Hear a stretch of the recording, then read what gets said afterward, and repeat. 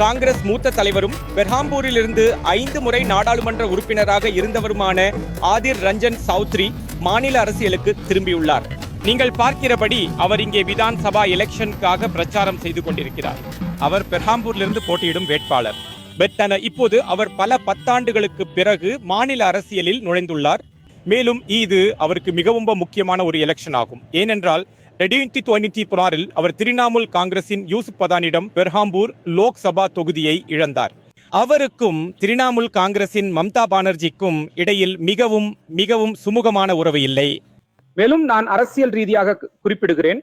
மேலும் கடந்த காலத்தில் வங்காளத்தில் திரிணாமுல காங்கிரஸை எப்படி அழித்து வருகிறது என்று அவர் உணர்வதை பற்றி சௌத்ரி மிகவும் வெளிப்படையாக பேசி வருகிறார். ஆனால் நான் சொன்னது போல் 2024 லோக்சபா தேர்தல்கள் திரிணாமுல் காங்கிரசின் கையே ஓங்கியிருந்தது மற்றும் சௌத்ரி தோற்றார். மேலும் இப்போது அவர் இங்கே பெர்ஹாம்பூரில் தனது செல்வாக்குள்ள பகுதியை மீண்டும் பெற முயற்சிக்கிறார். இது அவருடைய தொகுதியாக இருந்துள்ளது. இது 1989 தொடங்கி 2024 வரை மிக நீண்ட காலமாக அவருடைய லோக்சபா தொகுதியாக இருந்தது.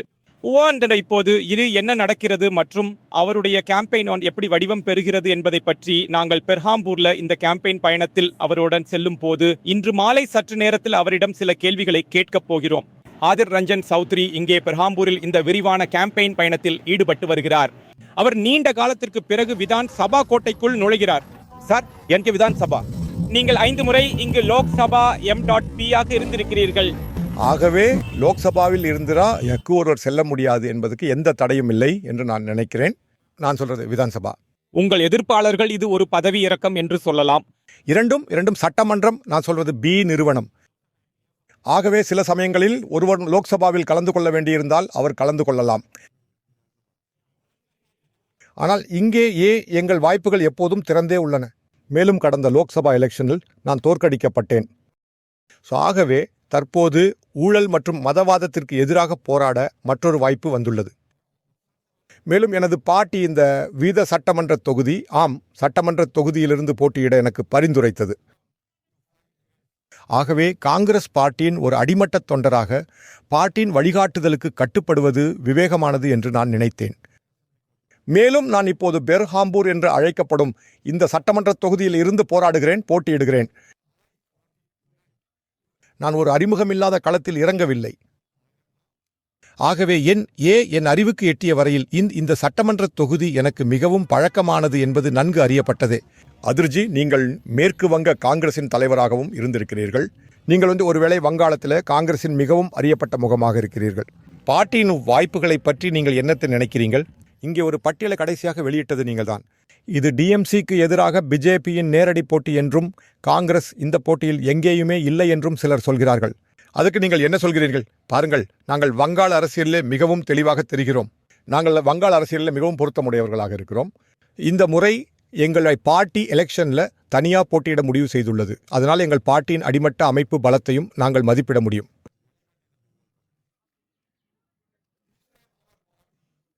மேலும் எங்கள் தலைமையுடனான எங்களது கலந்துரையாடல்களில் நாங்கள் மிகவும் தெளிவாக சொல்லியிருக்கிறோம் என்னவென்றால், முர்ஷிதாபாத், மால்டா, தினாஜ்பூர், புருலியா சில மாவட்டங்கள் மீதம் உள்ளன.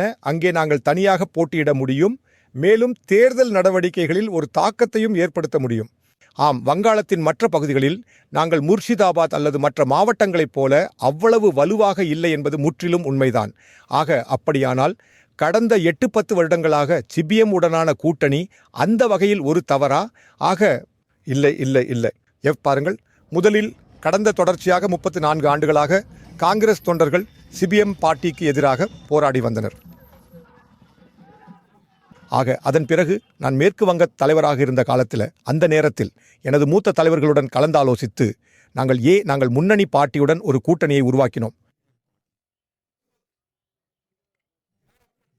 மேலும் எங்கள் கூட்டணியின் விளைவாக தேர்தல் முடிவுகள் வெளிவந்தபோது நான் மேற்கு வங்க சட்டமன்றத்தில் அங்கீகரிக்கப்பட்ட எதிர்க்கட்சி பார்ட்டியாக இருப்பதை கண்டோம். ஆனால் அதன் பிறகு சிபிஎம் பார்ட்டி தன்னிச்சையாக காங்கிரசுடனான கூட்டணி அரசியலை முறித்துக் கொண்டது. சில சமயங்களில் நாங்கள் கூட்டணி வச்சிருந்தோம், சில சமயங்களில் நாங்கள் வைக்கல. ஆக இந்த வகையான திடீரென ஏற்படும், நீங்கள் சொல்லலாம் அந்த திடீரென ஏற்படும் கூட்டணி பயிற்சி மேற்கு வங்கத்தில் நடந்திருக்கிறது. மம்தா பானர்ஜி மற்றும் அபிஷேக் பானர்ஜி பற்றி உங்கள் கருத்துக்கள் என்ன? அவர்கள் பாஜகவின் பி டீம்கள் மற்றும் சி டீம்கள் பற்றி பேசிக் கொண்டிருக்கிறார்கள். ஒருவேளை தங்களுக்கு வந்திருக்கக்கூடிய ஓட்டை நீங்கள் எல்லோரும் பிரிக்க முயற்சிக்கிறீர்கள் என்று அவர்கள் சொல்லி வருகிறார்கள். பாருங்கள், வங்காள அரசியலில் எல்லோருக்கும் தெரியும், அது மம்தா பானர்ஜி அவருடைய அருளால் பாஜக பார்ட்டி மேற்கு வங்கத்தில் காலூன்ற முடிந்தது. இல்லையெனில் மேற்கு வங்கம் அதன் சுதந்திர தினத்திலிருந்து நீங்கள் வரலாற்றை பார்த்தால் மேற்கு வங்கம் எந்தவிதமான வகுப்புவாத அரசியலையோ அல்லது வகுப்புவாத துருவப்படுத்தலையோ ஒருபோதும் பார்த்ததில்லை. நடைமுறையில் வகுப்புவாதமும் சாதியமும் இரண்டுமே மேற்கு வங்க மக்களுக்கு அந்நியமானவை. ஆனால் மம்தா பானர்ஜியின் புண்ணியத்தால் தான் அவருடன் கூட்டணி வைத்து பாஜக பார்ட்டி மேற்கு வங்கத்தில் காலூன்றியது. மேலும் அன்றிலிருந்து எந்த தளர்வும் இல்லை. நீங்கள் அதாவது புள்ளி விவரங்களின்படி பார்த்தால் 2011ஆம் ஆண்டில் பாஜக பார்ட்டி அதாவது சங் பரிவார் மேற்கு வங்கத்தில் மிகவும் பலவீனமான இருப்பை கொண்டிருந்தது என்பதை நீங்கள் காண்பீர்கள். வெறும் 100 அல்லது 200 ஷாகாக்கள் அதாவது கிளைகள் மேற்கு வங்கத்தில் இருந்தன. ஆனால் இப்போது மம்தா பானர்ஜியின் ஆட்சி காலத்தில் அது மளமளவென அதிகரித்துள்ளது. மேலும் இப்போது அது கிட்டத்தட்ட 5000ஐ தாண்டிவிட்டது. ஆக மம்தா பானர்ஜி மறைமுகமாக பாருங்கள், நான் சொல்வதை கேளுங்கள். ஆமாம். மம்தா பானர்ஜி பாஜக பார்ட்டியின் வளர்ச்சியை மறைமுகமாக ஊக்குவிக்கிறார். அதன் பின்னணியில் உள்ள காரணம் நான் அந்த விஷயத்தை குறிப்பிடுகிறேன். 2011ஆம் ஆண்டில் மம்தா பானர்ஜியின் பார்ட்டி டிஎம்சிக்கு அளிக்கப்பட்ட ஆதரவினால் மம்தா பானர்ஜி ஆட்சிக்கு வந்தார். அந்த நேரத்தில் சோனியா காந்தி விவகாரங்களின் தலைமை பொறுப்பில் இருந்தார். அவர் பெருமளவில் ஆதரவளித்தார். அரசியல் ரீதியாகவும் நிதி ரீதியாகவும் தார்மீக ரீதியாகவும் உடல் ரீதியாகவும் எல்லாவற்றிலும் கூட. அதனால் மேற்கு வங்காளத்தை மம்தா பானர்ஜியால் கைப்பற்ற முடிந்தது. ஆனால் இதன் கேவலமான பகுதியும் துரதிருஷ்டவசமான நிகழ்வும் என்னவென்றால், அவர் அதிகாரத்திற்கு வந்தவுடன் காங்கிரஸ் உட்பட அனைத்து எதிர்க்கட்சிகளையும் அவர் அழிக்கத் தொடங்கினார். நாளுக்கு நாள் மாதத்திற்கு மாதம் முழு காங்கிரஸ் பார்ட்டியின் அமைப்பு ரீதியான கட்டமைப்பு மம்தா பானர்ஜியாலேயே கலைக்கப்பட்டது. அதனால் காங்கிரஸ் பார்ட்டி அவருடைய தாக்குதலால் கிட்டத்தட்ட அழிக்கப்பட்டது. அப்படியானால் நான் கேட்கலாமா மிஸ்டர் சௌத்ரி, இந்தியா கூட்டணிக்கு என்ன ஆகும்? நீங்கள் ஒரு தேசிய தலைவர், உங்கள் டீம். பாருங்க, எனக்கு எந்த அப்படியானால் அதற்கு என்ன ஆகும்? பாருங்கள், இந்தியா கூட்டணி என்ற கருத்தை முதலில் கொண்டு வந்தவர்கள் நிதிஷ் பிரசாத், நிதிஷ் குமார்ஜி. அதை எதிர்த்த முதல் பெண்மணி மம்தா பானர்ஜி தான். அதனால அந்த நாளில கூட்டணியின் கதி என்னவாக இருக்கும் என்று முடிவு செய்யப்பட்டது. சரியா? அதன் பிறகு மம்தா பானர்ஜி கூட்டணி என்ற விஷயத்தை ஒருபோதும் உச்சரிக்கவே இல்லை. அவர் அந்த வகையான கூட்டணியை நடைமுறைக்கு ஏற்றவாறு ஆதரித்தது மேற்கு வங்காளத்தில் வின் எலெக்ஷன் என்பதற்காக மட்டுமே. ஏனென்றால் மேற்கு வங்காளத்திலே தனக்கு எந்த கூட்டணியும் இல்லை என்றால் தனது ஓட்டு வங்கி அரிக்கப்பட்டுவிடும் என்பது அவருக்கு நன்றாக தெரியும்.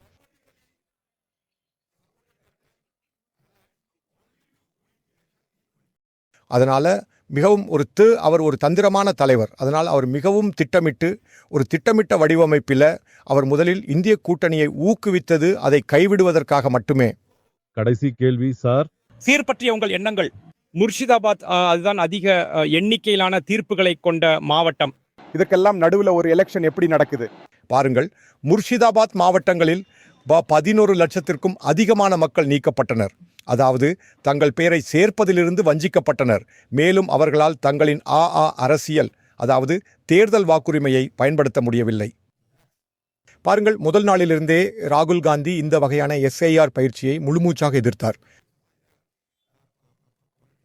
அது எல்லோருக்கும் தெரியும் முதல் நாளிலிருந்தே. அதனால தான் ராகுல் காந்தி ஒரு வார்த்தையை உருவாக்கினார், அது ஓட் சோர் கத்தி சோர்.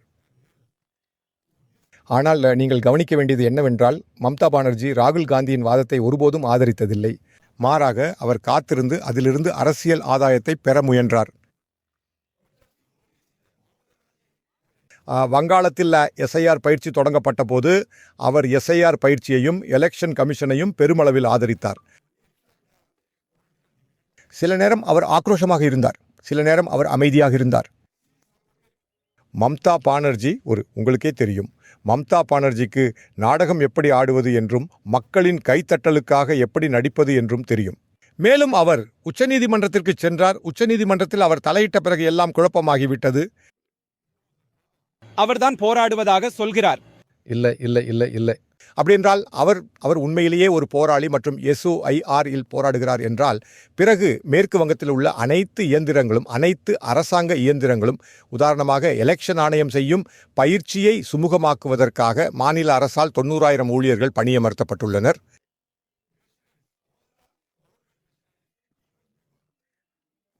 மேலும் அவர் உண்மையிலேயே பொதுமக்களின் துன்பங்களை பற்றி அறிந்திருந்தால் அவர் குறைந்தபட்சம் தனது சொந்த அதிகாரிகளான பெயர்களை பட்டியலிடும் பொறுப்பில் இருக்கும் BDO, ARO, ARO, DOவை சமாதானப்படுத்தலாம்.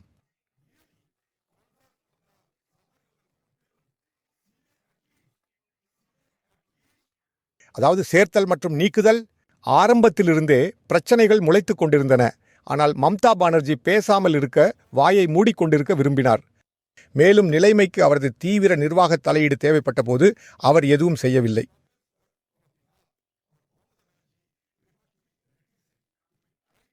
எனவே அவர் மேற்கு வங்க மக்களுடன் உண்மையிலே ஒரு அசிங்கமான விளையாட்டை விளையாடுகிறார். நன்றி ஆதிர்ஜி.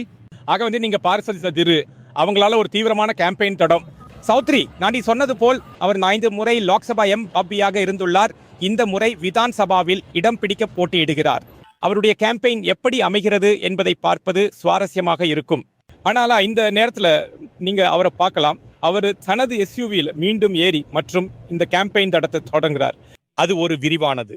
அவர் குறைஞ்சபட்சம் இன்னைக்கு இந்த ஜீப்ல 50 கிலோமீட்டர் பயணிக்க போறாரு. மீட்டிங் மக்களுடன் காலையில அவர் செய்யும் ஒருவருக்கொருவர் மீட்டிங் அல்ல என எங்களுக்கு சொல்லப்பட்டது. ஆனால் நிச்சயமாக மாலையில இப்படித்தான் அவர் பிரச்சாரம் செய்கிறார். அவருக்கு ஒரு கடினமான போட்டி. எனவே அது எப்படி அமைகிறது என்பதை பார்க்க வேண்டும். ஆனால் ஆதிர் ரஞ்சன் சௌத்ரி இங்கே உங்கள் திரையில் இங்கு விதான் சபா தேர்தலுக்காக பிரச்சாரம் செய்கிறார். மேலிஃபாண்டி அதை தாண்டி அவர் செய்து கொண்டிருக்கிறார்.